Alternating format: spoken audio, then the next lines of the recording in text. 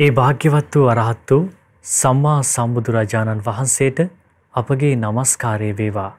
නමෝ බුද්ධාය.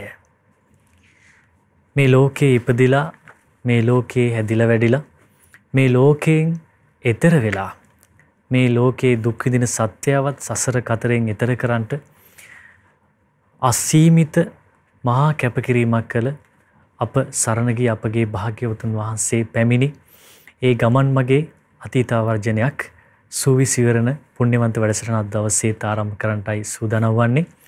වැඩම කොට වදාළ අපගේ මහා සංඝ රත්නයට নমස්කාර වේවා.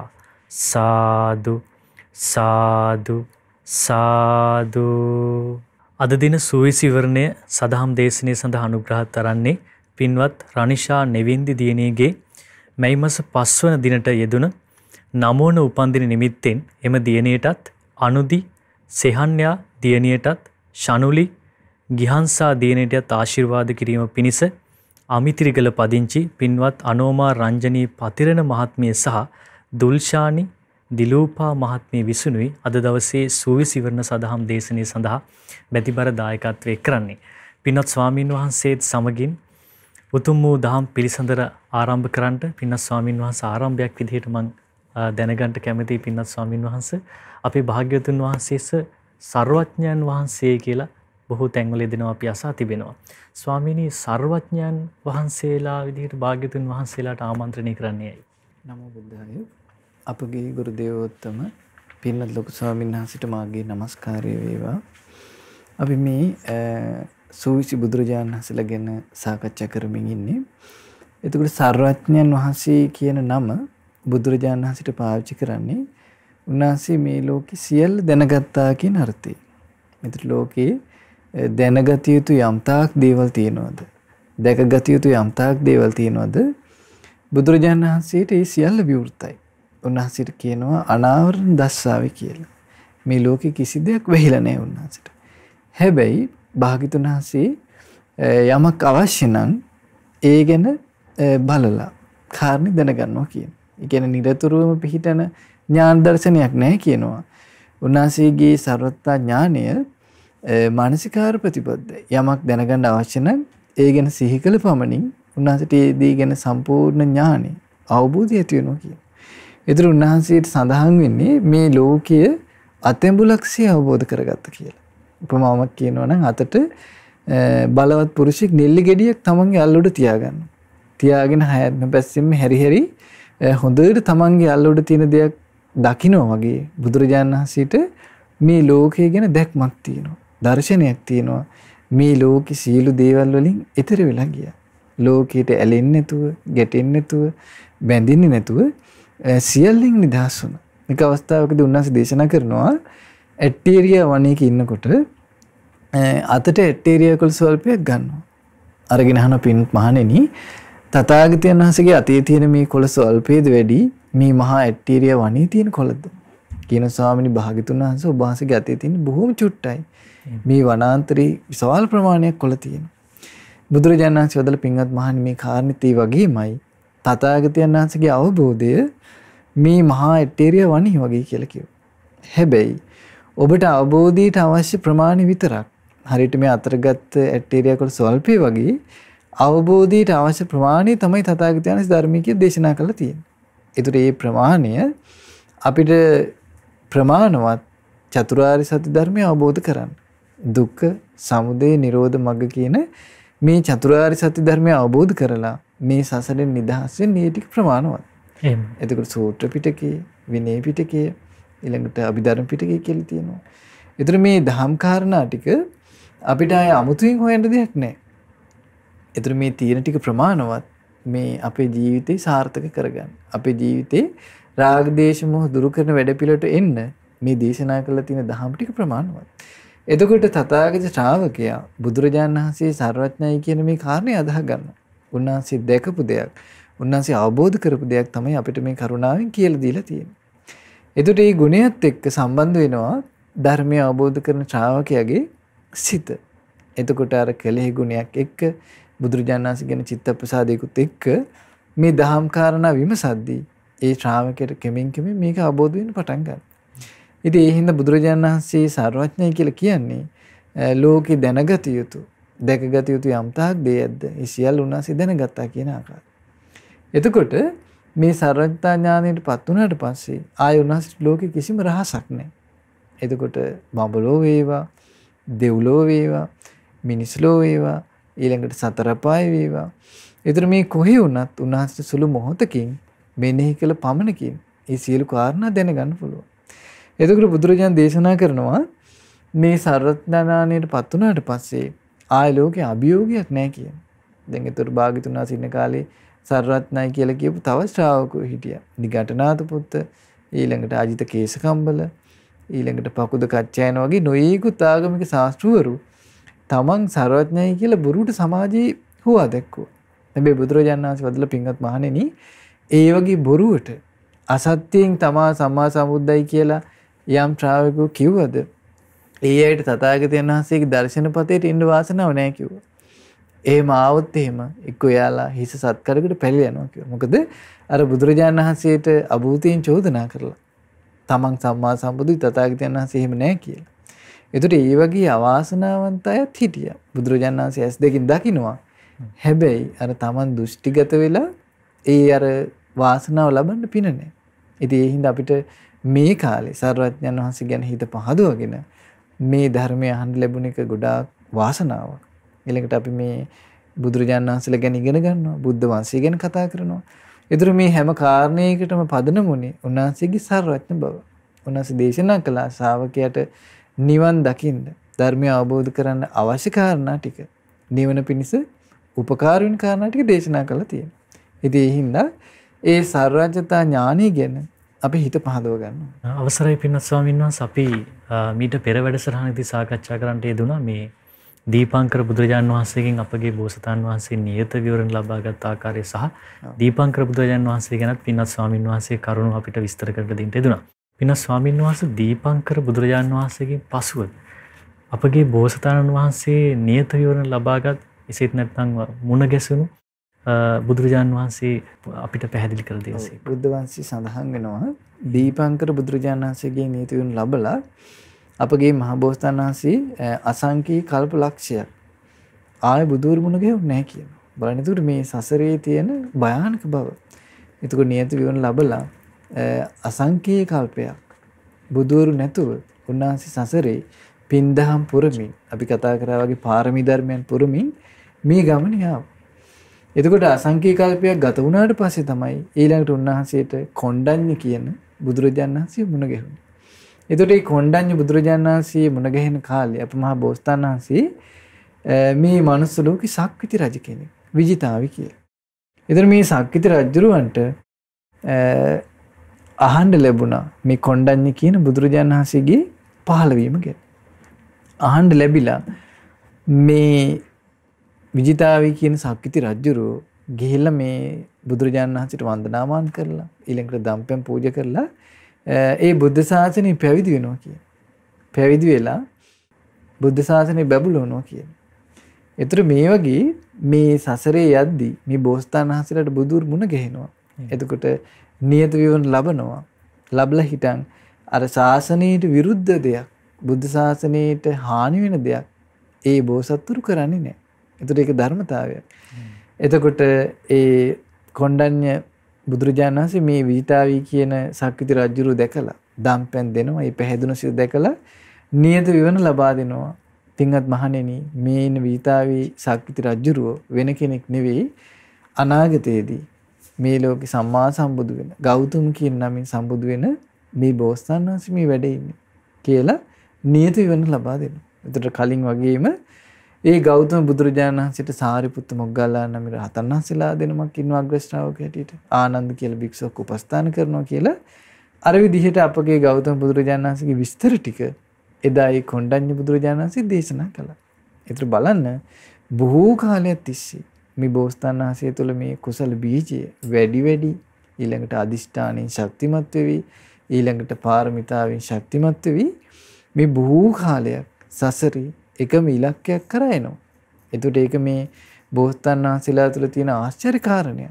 මොකද තමන්ගේ ඉලක්කයට, තමන්ට යන්න ඕනි තැන, තමන්ගේ පරමාර්ථයට දැඩි කැපකිරීමකින් ඊළඟට දැඩි උනන්දුවකින් ඊළඟට බලවත් කුසල ඡන්දයකින් ගමන් කරනවා. ඒතර මේ පාරමිතා පිරෙන්න බලවත් පුණ්‍ය සංස්කාර ඒ ජීවිතය තුළ රැස් වෙනවා.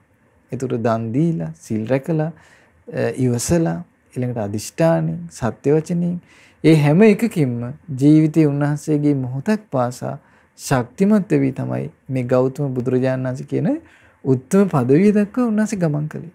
ඒකට සඳහන් වෙනවා මේ කොණ්ඩඤ්ඤ බුදුරජාණන් වහන්සේට හිටිය කියනවා ප්‍රථම ශ්‍රාවක සංනිපාතේ හැටියට කෙල දහසක් භික්ෂුන්. ඒ කියන්නේ කෝටි දහසක් භික්ෂුන් හිටිය කියනවා. ඊළඟට ආයේ 90 කෙල 90 කෝටියක් රහතුන් හිටිය කියනවා. ඒතර මේ විදිහට මේ කොණ්ඩඤ්ඤ බුදුරජාණන් වහන්සේ චතුරාර්ය සත්‍ය ධර්මයේ දේශනා කළා මේ ලෝක සත්‍යය සූපත් කරා කියලා. එතකොට මේ කොණ්ඩඤ්ඤ බුදුරජාණන් වහන්සේගෙන් නියත විවරණ ලබාගෙන අපගේ මහත් බෝසතාණන් වහන්සේ හැටියට විිතාවි සක්විති රජුරුවත් බොහෝ පින්දම් කරගත්ත කියලා. එතකොට මේ විදිහට මේ බුදුරජාණන් වහන්සේගෙන් විවරණ ලැබුවට පස්සේ ආයෙත් පිනටමයි කැමැත්ත උපදවගත්තා. ආයෙත් කුසලයටමයි හැරුණේ. ඒතර කුසලයෙන් බැහැර වෙන්නේ නැතුව මිත්‍යා දෘෂ්ටියක් පැත්තට යන්නේ නැතුව අපගේ මහ බෝසතාණන් වහන්සේ මේ කොණ්ඩඤ්ඤ බුදුරජාණන් වහන්සේගේ නියත විවරණ ලැබලා මේ සසරේ නැවතත් පින්දහම් කර කර සතුටින් ඒ කියන්නේ මේ සසරේ තියෙන ඔය ප්‍රශ්න වලට මුහුණ දෙමින් වැඩම කළා. ඒක තව සිද්ධිය සඳහන් වෙනවා මේ බුදුරු මේ නියත විවරණ දුන්නට පස්සේ ඒ ඉන්න දකින්න මිනිස්සු හරියට සතුටු වෙනවා කියන.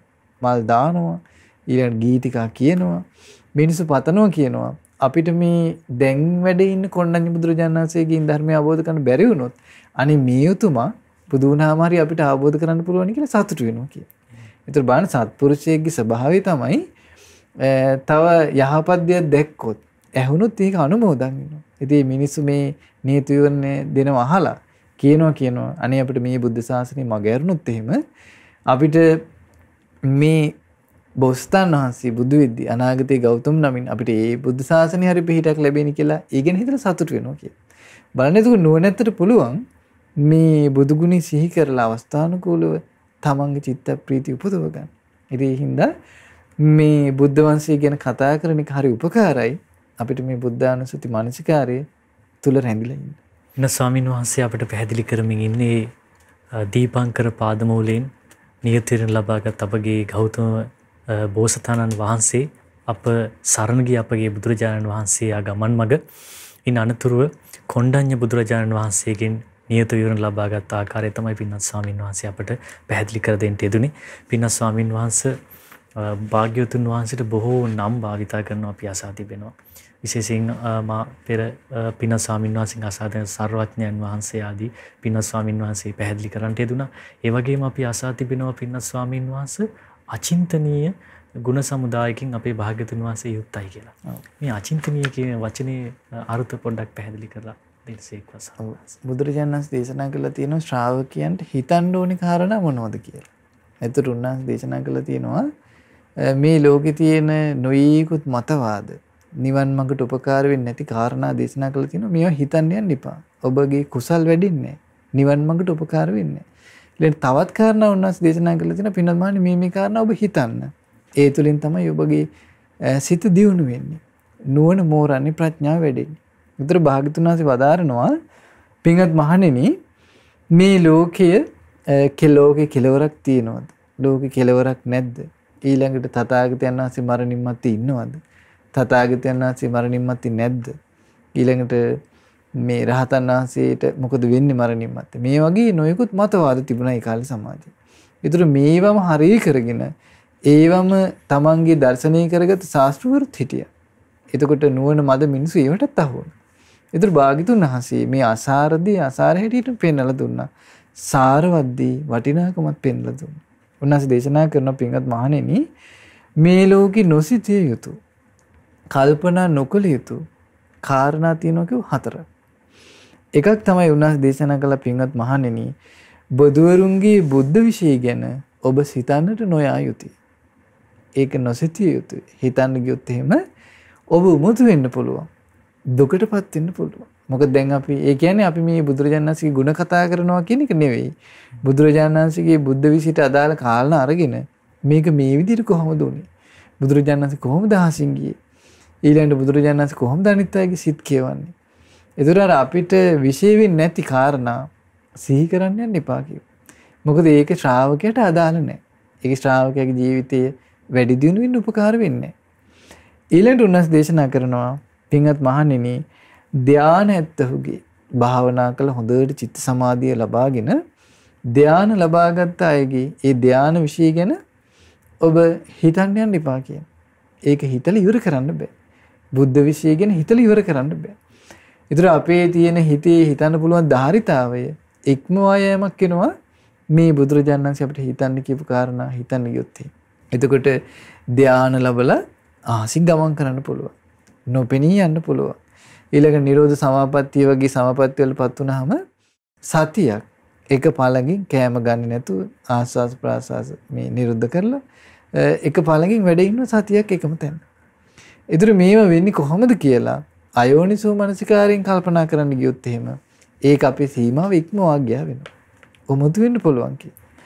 ඊළඟට වදාළ පින්වත් මහණේ ඔබ කර්ම විශ්ය ගැන හිතන්නට නොයා යුතුයි. ඒ කියන්නේ මම දැන් පිනක් කරා මේකට කොහොමද පුණ්‍ය විපාක රැස් වෙන්නේ? මම දැන් පවක් කරා මේකට කොහොමද කර්ම රැස් වෙන්නේ කියලා මේ කර්ම විපාක ගැන හිතන්න නොයා යුතුයි කියෝ. ඔබ දුකටපත් වෙනවා. ඔමතු වෙන්න පුළුවන් කියෝ. එතකොට ඒක මේ කර්මානුකූලව අපිට සැප විපාක දුක් විපාක ලැබෙන එක ඒක මේ ලෝකේ තියෙන නියම ධර්මතාවය. ඒතර අපි යහපත කරුත් අපිට යහපත් විපාක ලැබෙනවා. අයහපත කරුත් අයහපත් විපාක ලැබෙනවා. ඒතර ඔතනින් ඉස්සරහට ගිහිල්ලා අපි හිතන්නේ කිව්වොත් එහෙම මේ කර්මයට මොන විපාකද? මේ කර්මයට මොන විපාකද කියලා අපිට අදාළ නැති දෙයක් මානසිකාර කළා වෙනවා. බුදුරජාණන් වහන්සේ වදාලා ඒකනේ හිතන්න යන්න එපා කිව්වා. ඊළඟට උන්වහන්සේ වදාලා ලෝක චින්තා පිළිබඳව හිතන්න යන්න එපා. ලෝකේ තියෙන නොයෙකුත් මතවාද. ලෝකේ කෙලවරක් තියනවද? ලෝකේ කවද්ද පටන් ගත්තේ? ලෝකේ විනාශ වෙන්නේ කවද්ද? ලෝකේ දිගපල්ල. ඒතර මේ වගේ ලෝකේ තියෙන නොයෙකුත් හරයක් නැති මතවාද හරය කරගත්ත ශාස්ත්‍රවරු මිනිස්සු ඉන්නවා. ඒව හිතන්න යන්න එපා ඔබ උමතු වෙයි කිව්වා. ඒතර බුදුරජාණන් වහන්සේගේ දේශනාවක තියෙනවා ලස්සන උපමාවක්. ඒකට කියලා දවසක් රජගහ නුවර සුමාගවා කියලා පොකුණු තෙර එක්තරා මිනිහෙක් ගිහලා වාඩි වුණා. මේ තරුණයා වාඩි වෙලා කල්පනා කරනවා මම මේ ලෝකේ කවුරුත් හිතන්නේ නැති දේවල් හිතන්න ඕනේ. මේ ලෝකේ නැති මේ මිනිස්සු හිතන්නේ නැති විදිහට මම අලුත් විදිහට කල්පනා කරන්න ඕනේ. මම අලුත් දෙයක් හිතන්න ඕනේ කියලා පොකුණ දිහා බලාගෙන හිටියා. දැඩි අවධානයකින්. ඒතර මෙහෙම පොකුණ දිහා බලාගෙන ඉන්නකොට මේ තරුණයා දකිනවා නෙළුම් දණ්ඩක් ඇතුලෙන් සිවුරඟ සේනාවක් යනවා. ඒතර මේක සාමාන්‍ය ලෝකෙ වෙන්න බැරි දෙයක් හැටියට තමයි ගන්නේ. ඒතර පුංචි පුංචි මිනිස්සු, කුරු මිනිස්සු බෙර අරගෙන, කඩු අවියාවි දරගෙන සිවුරඟ සේනාවක් නෙළුම් දණ්ඩක් අස්සේ රිංගල යනවා මේ පුරුෂය දකින්න. මේ පොකුණු තෙර ඉඳගෙන ඉන්නකොට. ඒතර මේ මනුස්සයාට මේක දැක්කම මහා බියක් හටගත්තා. මේ ලෝකේ යමක් නැද්ද? ඒ දේ මම දැක්කා. එහෙනම් දැන් මට පිස්සු හැදිලා. දැන් මම උමතු වෙලා ඉන්නේ. මොකද මම ලෝකේ නැති දෙයක් මේ දැක්කේ කියලා මේ මනුස්සයා නගරයට ඇවිල්ලා මිනිස්සුන්ට මේ කියනවා. බවත්නි මම උමතු වෙලා ගියා. මේ ලෝකේ නැති දෙයක් මම දැක්කා. මේ නිලුන් දණ්ඩක් අස්සේ සිවුරඟ සීනාවක් යනවා දැක්කා කිව්වා. ඒතර බුදුරජාණන් දේශනා කරනවා පින්වත් මහණනි මේ පුරුෂයා දැක්ක කාරණේ ඇත්තටම සිද්ධ වුණා කිව්වා. මේ අසුරයෝ දෙවියන් එක්ක යුද්ධ කරලා ඒ අසුරයෝ යුද්ධෙන් පෙරදුනා කිව්වා. යුද්ධෙන් පෙරදිලා හිටන් මොකද කරේ? දෙවියන්ගේ සිත් මුලා කරමින් නෙළුම් දඬු අතරින් ගිහිල්ලා අසුරපුරයට ගියා කියනවා පුංචි ශරීර මවාගෙන. ඒතර ඒක ඒ සිද්ධිය තමයි කියනවර තරුණයා දැක්කේ. හැබැයි අර Tamanට අදාළ වෙන්නේ නැති අදාළ නොවන දෙයක් මෙනෙහි කරන්න ගිහිල්ලා මානසිකාර කරන්න ගිහිල්ලා මේ පුද්ගලයා උමතුණා කියලා දේශනා කරනවා.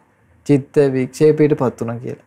එතකොට අපිට හිතන්න සීමාවක් තියෙනවා. ඒතර බුදුරජාණන් දේශනා කළා තථාගත අරහත් සම්මා සම්බුදුරජාණන් වහන්සේගේ ගුණ සිහි කරන්න කිව්වා බුද්ධානුස්සතිය.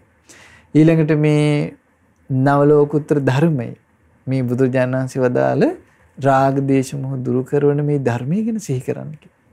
ඊළඟට ආර්ය මහා සංගරුවන ගැන සිහි කරන්න කියනවා. ඊළඟට උන්වහන්සේ දේශනා කරනවා තමන් සිල් රැකලා ඒ රකින්න සිල්පද ගැන සිහි කරන්න කියලා.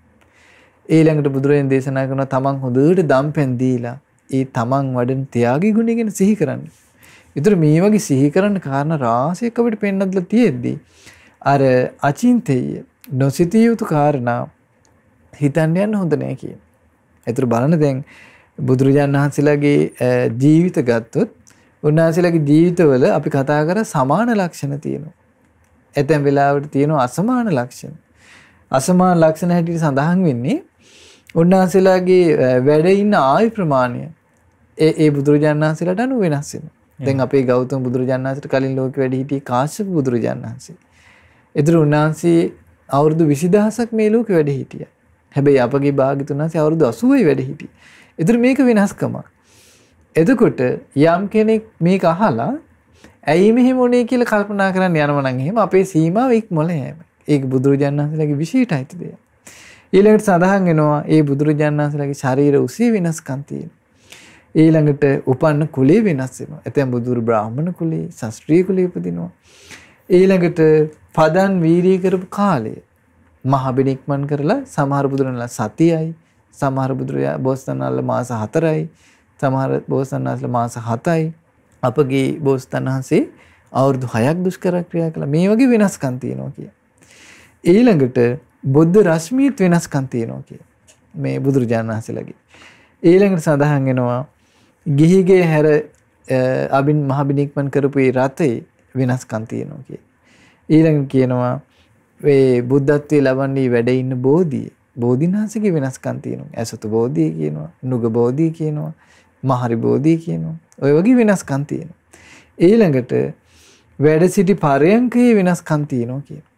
ඒතර මේ කාරණා අපි අහන්නේ මේ බුදුරජාණන් වහන්සේලා ගැන හොඳට විස්තර දැනගන්න. එහෙම නැතුව මේ කාරණා අරගෙන ආයනිසෝ මනස්කාරය කරන්න නෙවෙයි. ඉතින් ඒ හින්දා අපේ සීමාව අපි දැනගෙන තියෙන්න ඕන.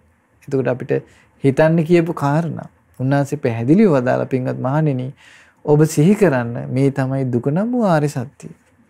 මේ තමයි දුක හට ගැනීම නම් වූ ආර්ය සත්‍යය. මේ තමයි දුක නිරුද්ධ වීම නම් වූ ආර්ය සත්‍යය. මේ තමයි දුක නිරුද්ධ වීමේ මඟ නම් වූ ආර්ය සත්‍ය කියලා. මෙන්න මේ චතුරාර්ය සත්‍ය ගැනම සිහි කරන්න කියනවා.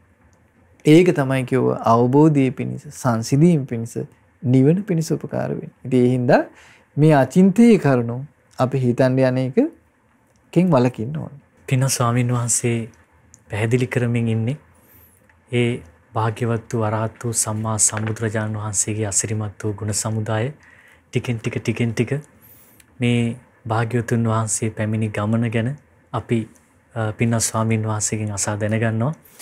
පින ස්වාමීන් වහන්සේ මේ අප සරණ ගිය අපගේ ශාස්ත්‍රඥ වහන්සේ දෙතිස් මහා පුරුෂ ලක්ෂණයෙන් සමන්විතයි. මේ දෙතිස් මහා පුරුෂ ලක්ෂණයෙන් සමන්විතව ශ්‍රාවකයන් ඉදිරියේ මහරහත් මුනිවරුන් ඉදිරියේ ජනයා ඉදිරියේ ධර්මයේ දේශනා කරන්නට යෙදුණා. ස්වාමීන් වහන්සේ මේ භාග්‍යවතුන් වහන්සේ නමක් ධර්මයේ දේශනා කරනවා කියන එක හරි ආශ්චර්යයි. ස්වාමීනි මේ ධර්මයේ දේශනා කිරීමේ ආශ්චර්යය සුවිශේෂීභාවය කුමක්ද ස්වාමීන් වහන්සේ? ඔව් දැන් බුදුරජාණන් වහන්සේ සම්බුද්ධත්වයට පත් වෙලා ඉස්ලාම මේ ධම්සක් පැවතුම් සූත්‍රයෙන් තමයි ධර්ම දේශනාව පටන් ගන්නේ. එහෙමයි. ඉතින් උන්වහන්සේගේ මේ දේශනා ශෛලියට, දේශනා කෞශල්‍යයට කියන වචනයක් සාමුක්ඛංශික දේශනාව කියලා. තෙමීම උත්තම භාවයට පත් කරනවා. දැන් අපි යම් කෙනෙක් ඒ බුදුරජාණන් වහන්සේ ධර්මය අහන් හිටියොත් ඒ පුද්ගලයා තුල ඒ ගුණධර්ම වැඩිලා ඒ ධර්ම දේශනාව අවසන් වෙද්දී ඒ පුද්ගලයා රාග දේශම දුරු කරලා නිකලි සුත්තමෙක් බවට පත් කරන්න පුළුවන් ගුණයක්, බලයක්, ජවයක් ඒ දේශනාව තුල තියෙනවා. එතකොට භාග්‍යවතුන් වහන්සේගේ ධර්මයේ තුල තියෙන ආශ්චර්ය අద్భుත කාරණාවක් මොකද්ද? අර අහන පුද්ගලයා උත්තම භාවයට පත් කරනවා.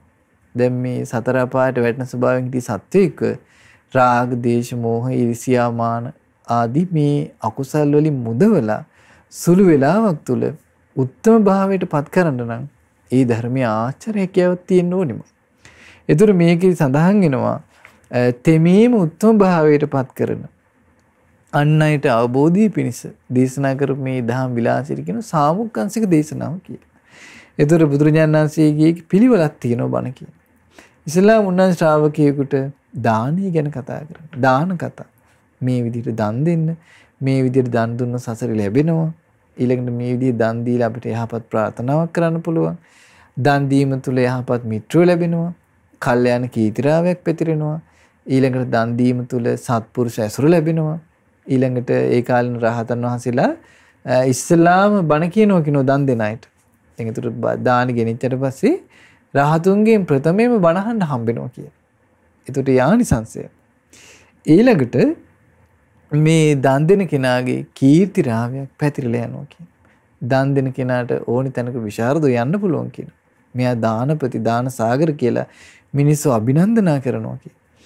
එතකොට මේ විදිහට දානය ගැන කියලා මිනිසුන්ගේ හිතේ ප්‍රීතිය කුළු ගන්නනවා කියන. ප්‍රීතිය ජනිත කරනවා කියන. අනේ අපිටත් එහෙනම් දන් දීලා මේකේ ආනිසංස ලබන්න පුළුවන් කියලා හිත පහදවනවා කියන දානි. අත්හැරලා සතුටු වෙන හැටි මේ කියන්නේ.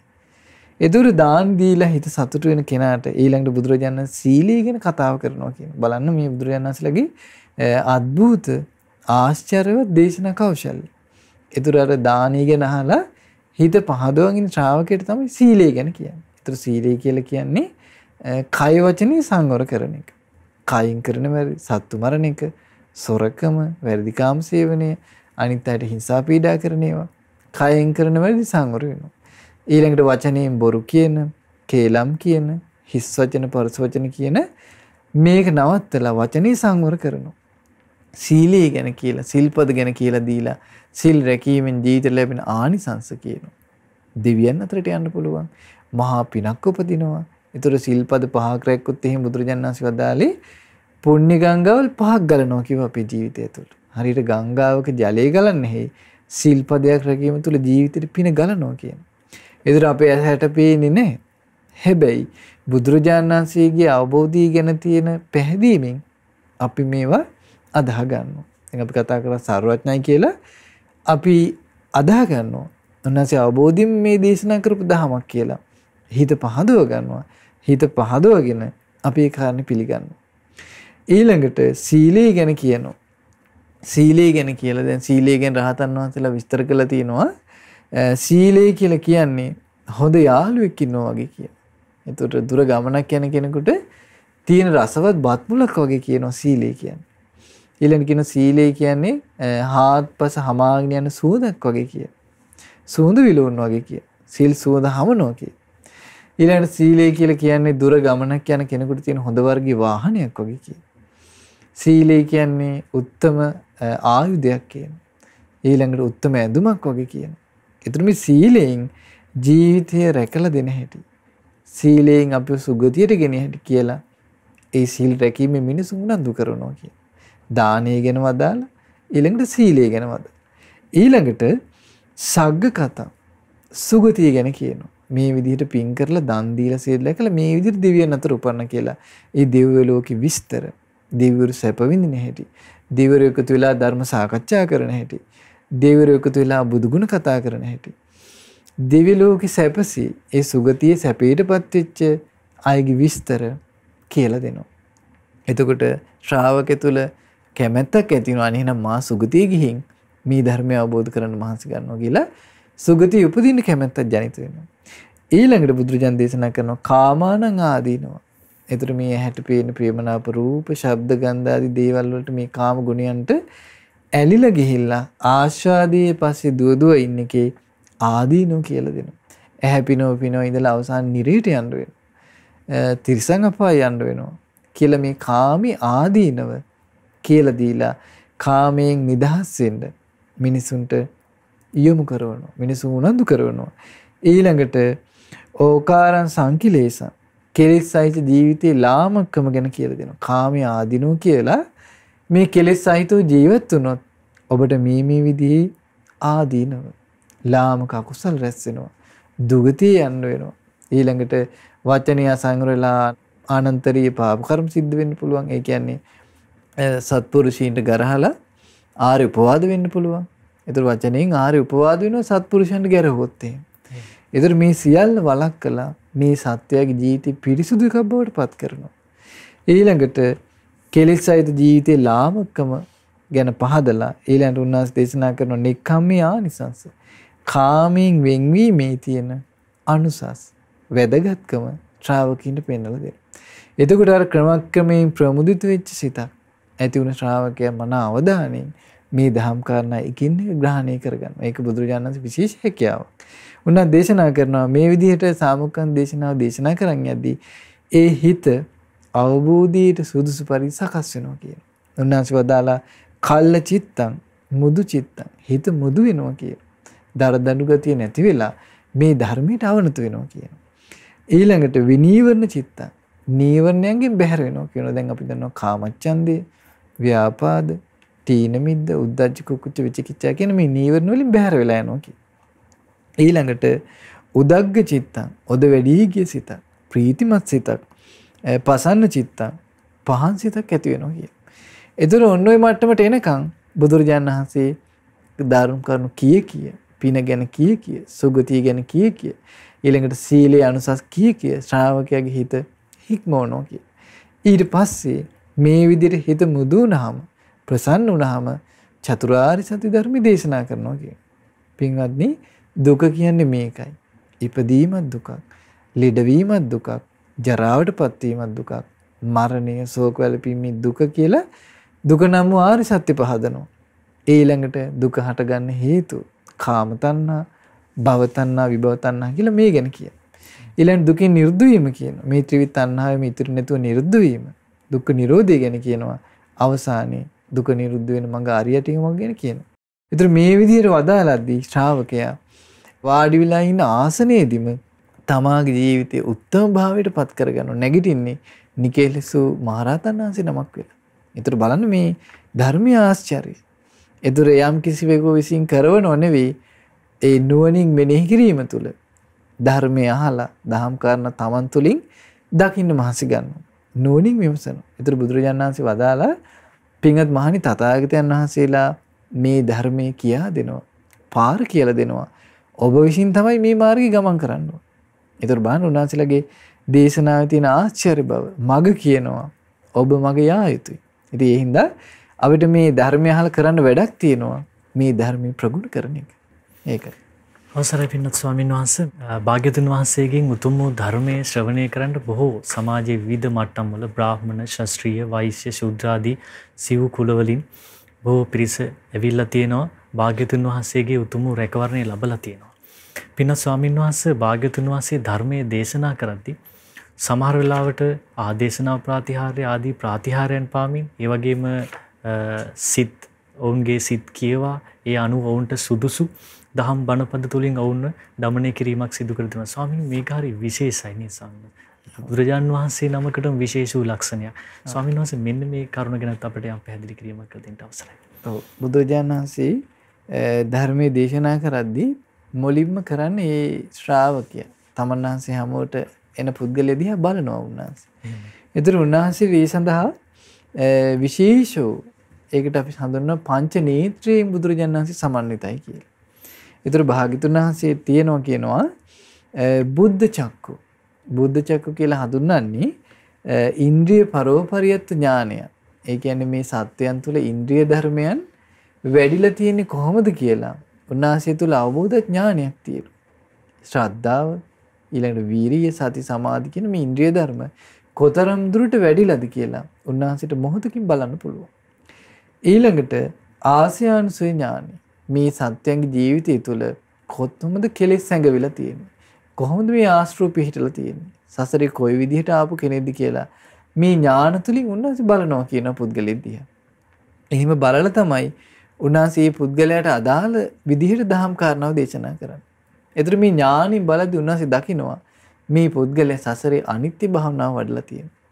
ඔන්න උන්වහන්සේ අනිත්‍ය ප්‍රතිසංයුක්ත ධර්මයක් දේශනා කරනවා. අර ශ්‍රාවකයා වහා අවබෝධි කරා යනවා. ඒතර ඒ විදිහට මේ බුදු වැසින් බැලිමේ හැකියාව මේ ලෝකෙ වෙන කෙනෙකුට නැහැ. ඒක තථාගතයන් වහන්සේලා තුළ පිහිටන ඥානයක්, විශේෂ හැකියාවක්. එතකොට මේ ඉන්ද්‍රිය පරෝපරියත් ඥානයත් ආස්‍යානුසය ඥානයත් කියන ඥාන දෙකෙන් මේ සත්‍යව මැනලා හිටන් අවශ්‍ය කාරණාව කියන්න උන්වහන්සේට පුළුවන් මේ බුද්ධ චක්කුව තියෙන හින්දා. ඒ බුද්ධ චක්කුවෙන් කරන්නේ සත්‍යව විමසලා බලලා අවශ්‍ය විදිහට මේ දහම් කාරණාව දේශනා කරනවා. අවශ්‍ය විදිහට හික්මවනවා. ඊළඟට සඳහන් වෙනවා සමන්ත චක්කු. ඒ ගැන අපි කතා කරා. ඒ කියන්නේ මේ ਸਰවඥතා ඥානය කියන එක.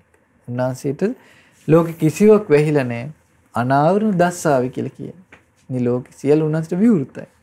උන්වහන්සේට පුළුවන් සුළු මොහොතකින් බඹලෝ සිද්ධ වෙන දේ බලන්න. සක්දේව රජුන් මොකද කරන්න කියලා බලන්න. ඊළඟ සතර පායේ නිර්සත්තු දුක් විඳින හැටි මොහොතින් බලන්න පුළුවන්.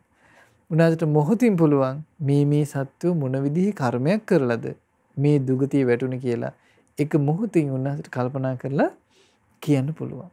ඒකට මේ ඥානීය තුල පිහිටලා තමයි මේ ධර්මයේ දේශනා කළේ. ඒකට බුද්ධ චක්කු, ඊළඟට සමන්ත චක්කු, ඊළඟට සඳහන් වෙනවා දිබ්බ චක්කු. ඒ කියන්නේ දිවස.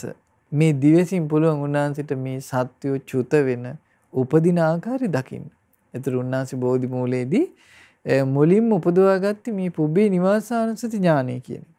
ඒතර උන්වහන්සේ බැලුවොත් තමන්වහන්සේගේ ජීවිතය දිහා මේ විදිහේ උපතින් උපතට යන ජීවිතයක් මට හිමි වෙලා තියෙනවා. උන්වහන්සේ බැලුවා අනිත් අයගේ ජීවිතත් එහෙමද. උන්වහන්සේ දැක්ක සියලු සත්වයන්ගේ පොදු ස්වභාවයක් මේක. ඉපදෙනවා, ලෙඩ වෙනවා, ජරාවටපත් වෙනවා, මැරෙනවා. ආයි ඉපදිනවා, ආයි ලෙඩ වෙනවා, ජරාවටපත් වෙලා මරණයටපත් වෙනවා. මේ විදිහට පෙර ගත කළ ජීවිත ගැන දැනගැනීමේ නුවණ උන්වහන්සේ උපදව ගත්තා. එතකොට මේ දිබ්බ චක්කුවෙන් දිවසින් උන්වහන්සේට පුළුවන් නොයේකොත් විදි සත්වයන් චුත වෙන උපදින ආකාරය දකින්න. ඊළඟට පඤ්ඤා චක්කු. ඒ කියලා කියන්නේ භාග්‍යතුන් වහන්සේට මේ ආරෂ්ඨාංග මාර්ගය ගැන පරිපූර්ණ අවබෝධයක් තියෙනවා. මොකද මේ මාර්ගය උන්වහන්සේ තමයි හොයාගත්තේ. උන්වහන්සේ තමයි මේ මාර්ගය ඉස්ලාම හොයාගෙන ඒ මාර්ගයේ වැඩම කරලා අමා මහ නිවනටපත් උනේ. විමුක්තියටපත් උනේ. ඊළඟට සත්‍තිස් බෝධිපාක්ෂික ධර්ම. දැන් අපි දන්නවා චතුරාර්ය සත්‍ය, ආරෂ්ඨාංග මාර්ගය, පංච ඉන්ද්‍රිය, පංච බල, සප්ත බොජ්ජංග වගේ මේ කාරණා ටික ගැන පරිපූර්ණ අවබෝධයක් තියෙනවා. නුවණින් විමසීමෙන් දැනගත්තා. ඊළඟට මාර්ගඵල ආදී ගැන මන අවබෝධයක් තියෙනවා. සෝවාන් ඵලය, සකදාගාමි ඵලය, ඊළඟට අනාගාමි අරහත් කියන මේ මාර්ගඵල ගැන හොඳ අවබෝධයක් තියෙනවා. ඊළඟට හේතුප්‍රත්‍ය ධර්ම ගැන උන්වහන්සේට මනවින් පිහිටපු අවබෝධ ඥානයක් තියෙනවා. ඊළඟට සඳහන් වෙනවා මේ ලෝකේ තියෙන සංකත අසංකත ධර්ම ගැන, ඊළඟට අමා මහ නිවන ගැන උන්වහන්සේට පරිපූර්ණ අවබෝධයක් තියෙනවා. ඉතින් ඒ හින්දා මේ විදිහේ පඤ්ඤා චක්කුවෙන් යුත් භාග්‍යතුන් වහන්සේ මේ ලෝකේ ඉන්න පරිපූර්ණ මනුෂ්‍යරත්. ඊළඟට සඳහන් වෙනවා මාංශ චක්කු. ඒ කියන්නේ මේ බුදුරජාණන් වහන්සේගේ මහා පුරුෂ ලක්ෂණයෙන් යුක්ත නේත්‍රය. ඒක සඳහන් වෙනවා අඳුරේ පවා බුදුරජාණන් වහන්සේගේ පියවැස් දෙකකින් පුළුවන් යොදුනක් දුර දකින්න කියලා. යොදුනක් දුර තියෙන දෙයක් අඳුරු වේලාවකදී උනත් දකින්න පුළුවන් කියලා. එතකොට මේ වගේ අසිරිමත් ගුණයක් උන්වහන්සේගේ නේත්‍රයෙන් සඳහන් වෙනවා තද නිල් පැහැයෙන් යුක්තයි කියන. ඊළඟට ඒ වෙලේ උපන්න වසුපැටි යුග්ගේ වගේ වටකුරු ප්‍රියමනාප නිස්සංගලක් උන්වහන්සේට තිබුණා. ඒතර මෙන්න මේ පංච නේත්‍රයෙන් බුදුරජාණන් සමන්විතයි. බුද්ධ නේත්‍රය, ඊළඟට සමන්ත චක්කු, ඊළඟට දිබ්බ චක්කු, පඤ්ඤා චක්කු, ඊළඟට මාංශ චක්කු කියන මේ ඇස් පහින් සමන්විතයි. ඒතර බලන්න මේ වගේ ගුණයෙන් යුක්ත වෙන උසුමෙක් අපිට මේ ලෝකේ කතා කරන්න නැහැ. තථාගතයන් වහන්සේ විතරම. ඉතින් ඒ හින්දා මේ බුදුබණ ඇහිමගෙන අපි සතුටු වෙන්න ඕනේ. අපිට සිහි කරන්න ගුරුවරයෙක් ඉන්නවා. අපිට අසිරිමත් ශාස්ත්‍රවරයෙක් වැඩ හිටියා. ඉතින් ඒ හින්දා අපි දක්ෂ වුණොත් ඒ ශාස්ත්‍රවරයන් වහන්සේ ගැන හරියට සිහි කරන්න අපිට ඒ පිනම ඇති අමා මහ නිවන දක්වා ගමන් කරන්න. අවසරයි පින්වත් ස්වාමීන් වහන්සේ. පින්වත් ස්වාමීන් වහන්සේ දේශනා කරන්නට යෙදුන මේ භාග්‍යවතුන් වහන්සේට ආශ්චර්යවත් වූ net පහක් තිබුණු බව පින්වත් ස්වාමීන් වහන්සේ විස්තර කළේ.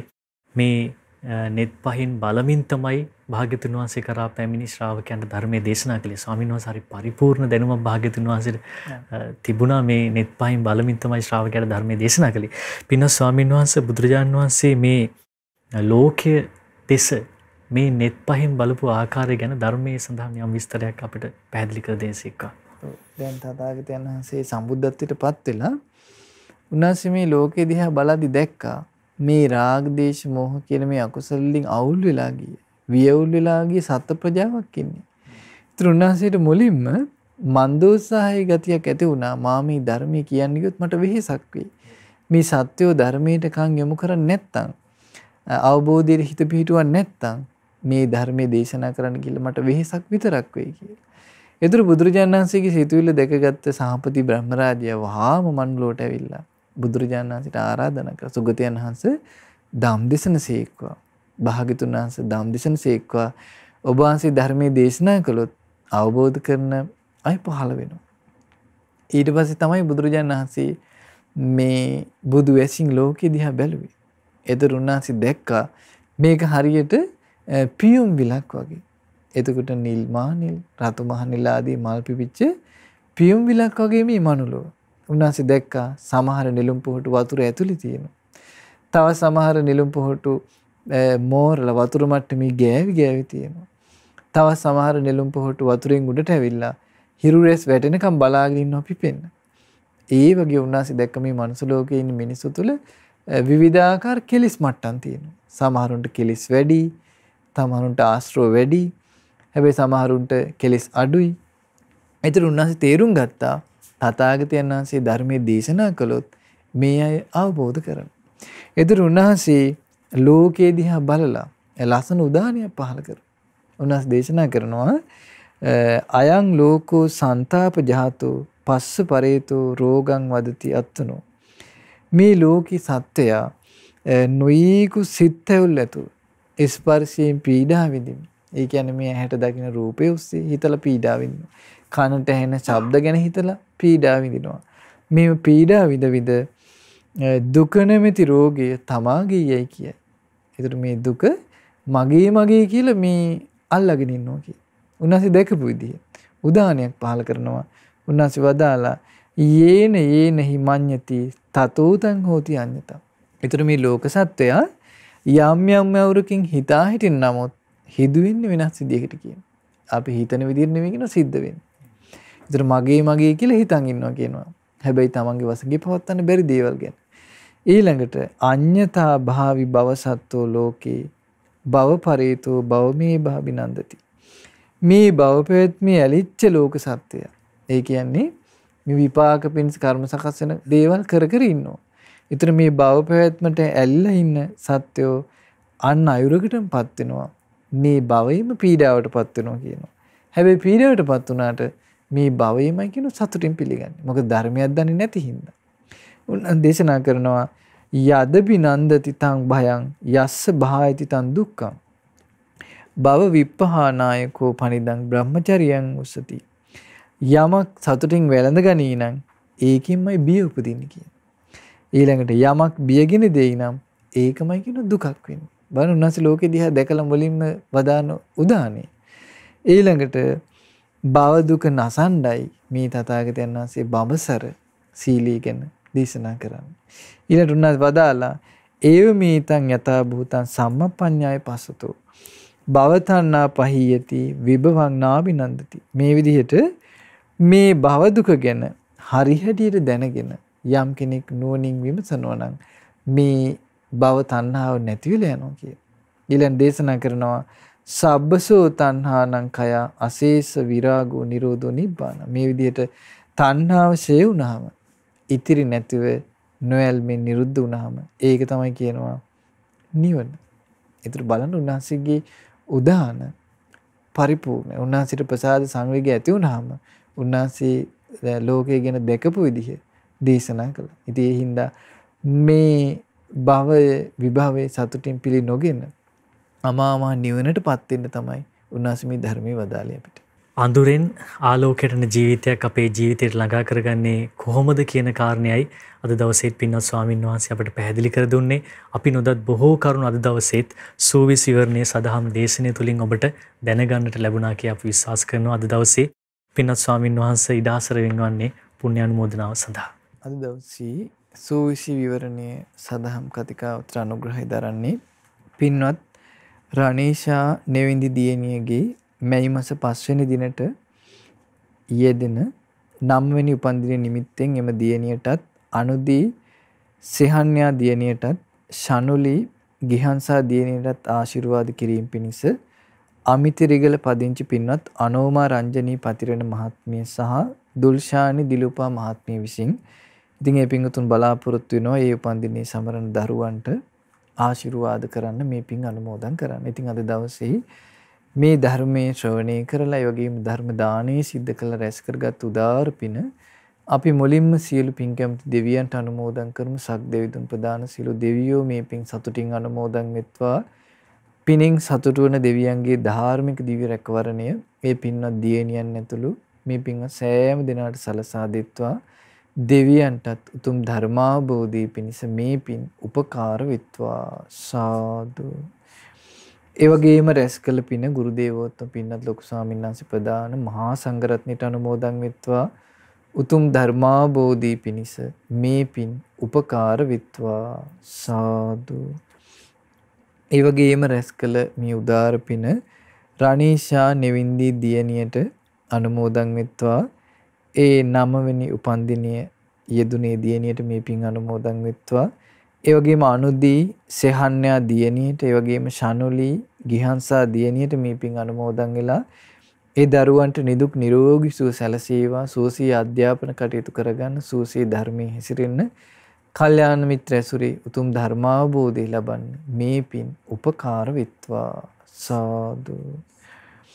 ඒ වගේම රැස් කරගත් උදාාර පිනේ දායකත්වයේ දරූ අනෝමා රංජනී මහත්මිය නමින් මේ ජීවිතෙත් අනන්ත සසර පුරාවටත් මිය පරලෝකීය සිළු ඥාතින් මේ පින් අනුමෝදන් වෙත්වා. ඒ සිළු ඥාතීන් පරලෝ වශයෙන් සුවපත් වේවා, සැපවත් වේවා. නුදුරු භවයකදීම සසර දුකින් අත මිදෙත්වා. සාදු. ඒ වගේම රැස් කළ උදාාර පිනේ අනෝමා රංජනී මහත්මියට, ඒ වගේම දොල්ෂානී දිලුපා මහත්මිය තුළු පවුලේ ඥාතිත මිත්‍රාදී දුවදරු සියලු දෙනාට අනුමෝදන් වෙත්වා. ඒ වගේම ධර්මයේ ශ්‍රවණය කළ ඔබ සියලු දෙනාටත් ශ්‍රද්ධා මාසික ධර්ම දාන සමාජිකයින්ටත් මේ පින් අනුමෝදන් වෙත්වා. සියලු දෙනාට මේ පින් බලයෙන් නිදුක් නිරෝගී සුව සැලසේවා. සූසී ධර්මයේ හැසිරෙන්න, උතුම් බුද්ධ රත්නයේ ගැන හිත පහදව ගන්න, උතුම් ධර්මාභෝධයට වාසනාව උදා වෙත්වා. සාදු සාදු සාදු. සසර සැරිසරා යාම තරම් දුක්බර චාරිකාවක් මේ ලෝකේ නැති තරම් මේ දුක්බර චාරිකාව නවත්වන වැඩපිළිවෙල සඳහා ඔබට සෑමදාම උපකාර කරන රූපවාහිනී කලන මිතුරා ශ්‍රද්ධා රූපවාහිනී ලක්විරු ගුවන්විදුලිය ශ්‍රද්ධා ලක්විරු අන්තර්ජාල අවකාශයන් ඔස්සේ ඔබ වෙත සමීප කර සූවිසිවරණ සදාම් දේශනය හමාර කරන්නටයි සූදානම. අද දවසේ අනුග්‍රහය දරන්නේ පින්වත් රනිෂා නෙවින්දි දියණියගේ මැයි මාස 5 වන දිනට යෙදුණු 9 වන උපන්දින නිමිත්තෙන් එම දියණියටත් අනුදි සෙහන්යා දියණියටත් ශනුලි ගිහන්සා දියණියටත් ආශිර්වාද කිරීම පිණිස අමිතිරිගල පදිංචි පින්වත් අනෝමා රංජනී පතිරණ මහත්මිය සහ දුල්ෂානි දිලූපා මහත්මිය විසුණු යද වැතිබර දායකත්වයේ කරන්නේ. පින්වත් ස්වාමින් වහන්සේට උතුම් වූ පුණ්‍ය අනුමෝදනා එක් කරමින් අද දවසේත් සූවිසිවරණ වැඩසටහනෙන් අපි සමුගන්නවා. ඒ භාග්‍යවත් වූ අරහත් වූ සම්මා සම්බුදුරජාණන් වහන්සේට අපගේ নমස්කාරය වේවා. නමෝ බුද්ධාය. මෙවැනි වටිනා ධර්ම දේශනා ශ්‍රවණය කිරීමට ශ්‍රද්ධා ඩේලි YouTube චැනලය සබ්ස්ක්‍රයිබ් කරන්න.